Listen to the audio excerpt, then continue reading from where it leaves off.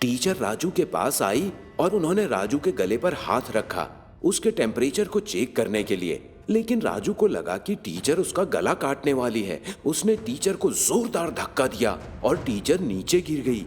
जैसे ही टीचर नीचे गिरी, टीचर सचमुच खौफनाक चुड़ैल बन गई और उसके साथ साथ क्लास के सारे बच्चे भी शैतान बन गए और चिल्लाने लगे। राजू काफी डर गया था। पकड़ो इसे, ये भागने ना पाए। क्लास के सारे बच्चे राजू की तरफ बढ़ने लगे। राजू क्लास के बाहर दौड़ा।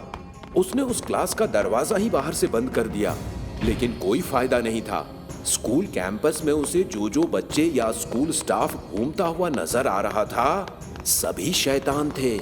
उन्होंने राजू को देखा और वो सब राजू की तरफ उसे मारने के लिए आने लगे।